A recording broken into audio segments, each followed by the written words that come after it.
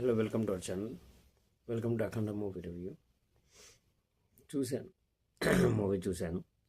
And ఇంత లేట్గా review ఎందుకు ఇస్తున్నాను అంటే, ఎవరెవరు ప్లస్గా వేస్తారు, ఎవరెవరు మైనస్గా వేస్తారు అన్నీ తెలుసుకొని మాట్లాడి చూసి 2 times చూశాను. నేను ఆల్రెడీ రివ్యూ కూడా పెట్టేశాను.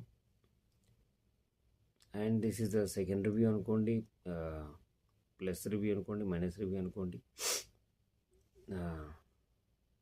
Nothing is problem.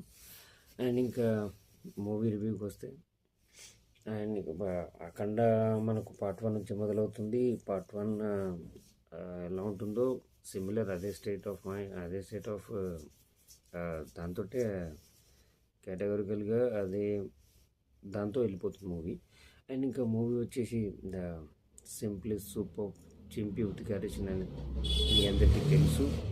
అండ్ మీతో పాటు నేను కూడా ఇంకోసారి రివ్యూ ఇస్తే ఎలా ఉంటుందో చూద్దామని చెప్పి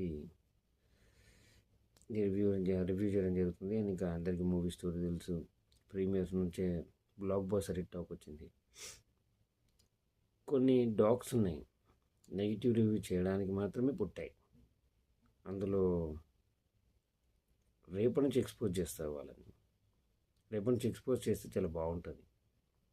యాక్చువల్గా అయితే నేను పెద్దగా పట్టించుకోను, కాకపోతే ఏ సినిమాని నెగిటివ్ రివ్యూ ఇవ్వాలి, ఏ సినిమాకి ఇవ్వకూడదు అనేది కూడా తెలియకుండా ప్రతి సినిమాకి మ్యాక్సిమం వాళ్ళకు హిందీ సినిమాలు, మలయాళం సినిమాలు, తమిళ సినిమాలు బాగా నచ్చుతాయి, కానీ మన సినిమాలు నచ్చవు.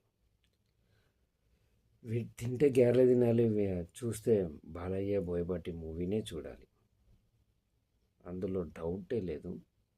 అండ్ ఇంకా ఫస్ట్ డే ప్రీమియర్స్ కలెక్షన్స్ కలిపి దాదాపు గ్రాస్ వచ్చేసి మనకు 80 to 90 crores గ్రాస్ అయితే కంపల్సరీ రాసి పెట్టుకోండి.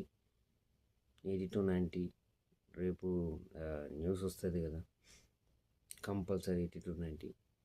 Movie was simply super. First హాఫ్లో కొంచెం డ్రాగ్ ఉంది అంటారు, ఆ డ్రాగ్ కూడా ఏం లేదు. కథ డెవలప్ అవ్వాలి కదా, కథ డెవలప్ అవ్వకుండా మీకు ఎలా డ్రాగ్ అంటారు, నాకు అర్థం కావట్లేదు. సినిమా అసలు ఫస్ట్ హాఫ్లో అఖండ, రుద్ర, సికిందర్ ఘోర వచ్చిన తర్వాత సెకండ్ హాఫ్ ఎప్పుడు అయిపోతుందో కూడా తెలియదు, అంత స్పీడ్గా అయిపోతుంది మూవీని ఎలా నెగిటివ్ చేయాలనుకుంటారు బ్రో మీరు, నాకు అర్థం కాదు.